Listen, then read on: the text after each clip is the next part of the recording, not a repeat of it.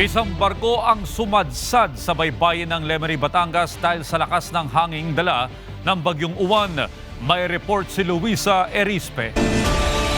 Isang malaking barko ang tumambad sa mga residente kaninang umaga sa baybayin ng Lemery, Batangas. Sa kuha na ito ng isang netizen, halos sakupin ng barko ang beach area dahil sa laki at haba nito. Paliwanag ng Coast Guard Batangas, dumaong talaga ang barko sa Kalatagan, Batangas. Dahil sa bagyong Uwan, sinadya naman ng kapitan ng barko na isadsad sa beach area ang barko kagabi matapos maputol ang angkla nito dahil sa malakas na alon at hangin. Siya po ay naka-take shelter doon sa area.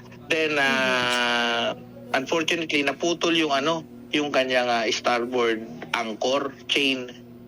So nung naputol po siya, nadrag ho siya. Nagmaneuver pa si kapitan para ilayo. However, masyadong malakas yung alon at saka yung hangin. So para hindi makadisgrasya, he decided na i-beach yung Felicity 8 doon sa area. Ang barko ay local ship na Felicity 8 at isang landing craft transport o LCT. Dahil naman sa mabilis na aksyon ng kapitan, walang nasaktan o nasira sa insidente. Wala din daw banta ng oil spill ayon sa Philippine Coast Guard. Fortunately, wala po siyang karga na anumang kargamento. So, good thing na wala rin po masyadong insidente or mga accident po nangyari sa area na to during the time of a grounding incident. At nakita naman po natin during the inspection na wala naman pong oil spill incidents sa area at lahat naman po ng crew ay safe.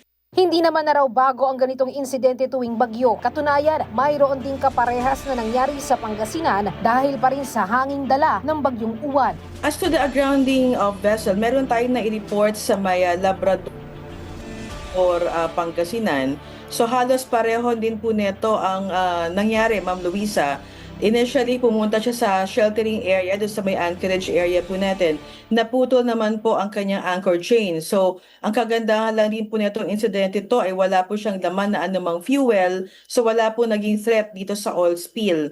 Inaasahan ngayong gabi kapag nag-high tide na sa baybayin ay maaalis na ang mga barko na sumadsad sa Batangas at Pangasinan. Muli namang nagpaalala ang Coast Guard sa ngayon, bawal pa rin pumalaot ang maliliit na bangka sa karagatan para maiwasan ang kaparehas na insidente. Samantala, may mga stranded pa naman hanggang ngayon sa mga pantala. Sa tala ng PCG, sa 103 na ports na apektado ng bagyo, may 4,807 na stranded na pasahero. Patuloy naman ang pagbibigay ng tulong ng PCG habang hindi pa nakakabiyahe ang ilang barko. Even before pumasok si Bagyong Uwan, we are in coordination with the Philippine Ports Authority, the shipping owners, and then the LGU. So nagbibigay po sila ng mga pagkain po at anumang pong tulong na kakailangan natin mga pasahero. And sa mga pantalan po na maliliit, usually po ang ginagawa po natin ay dinadala po natin sila sa mga identified evacuation centers po ng mga LGU. Sa oras naman na mawala na ang wind signal sa ilang lugar, inaasahang papayagan na ulit pumalaot ang mga barko at bangka. Para sa Integrated State Media, Luisa Erispe mula sa PTV.